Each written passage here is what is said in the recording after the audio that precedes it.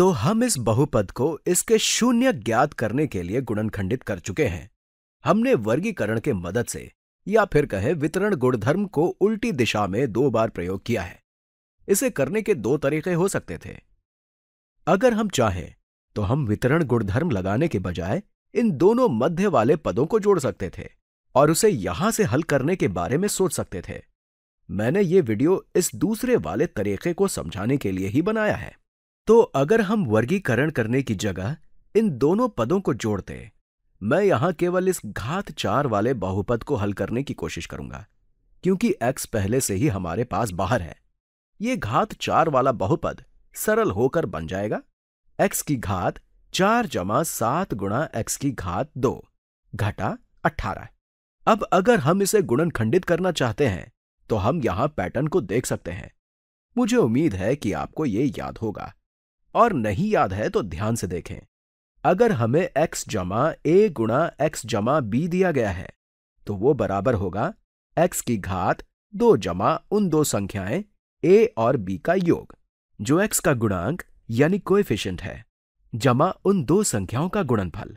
तो इसे गुणा करने पर आपको यह मिलेगा। अगर इस x की जगह x की घात 2 होता तो फिर यहां पर यह x की घात 2 की जगह x की घात 4 होता, और ये x की जगह x की घात 2 होता। यही पैटर्न हमारे पास यहां मौजूद है। तो ऐसे कौन से a और b हैं जिन्हें जोड़ने पर हमें 7 मिलेगा और जिनका गुणनफल ऋणात्मक 18 होगा? क्योंकि यहां पर गुणनफल ऋणात्मक है, इसका मतलब ये तो पक्का है कि संख्या अलग अलग चिन्ह वाली है।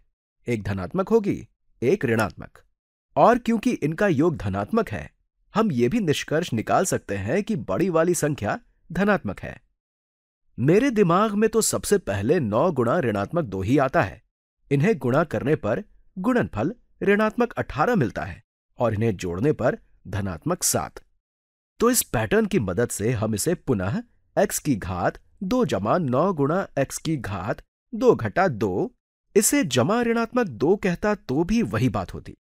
ठीक यही व्यंजक तो हमें यहां पर भी मिला था, हालांकि यहां बाहर एक x भी है जिसे मैंने यहां नहीं लिया है।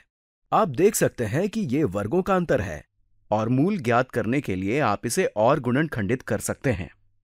तो मेरा मकसद यहां आपको केवल यह बताना था कि आप इसे वर्गीकरण से भी कर सकते हैं या फिर गुणनखंडन करने के हमारे पारंपरिक तरीके का भी प्रयोग कर सकते हैं। ध्यान दें कि ये 9 और ऋणात्मक 2 यहां पर भी मौजूद हैं, बल्कि पहले से ही यहां पर अलग किए हुए हैं, जिससे हम इसे वर्गीकरण से हल कर सकें।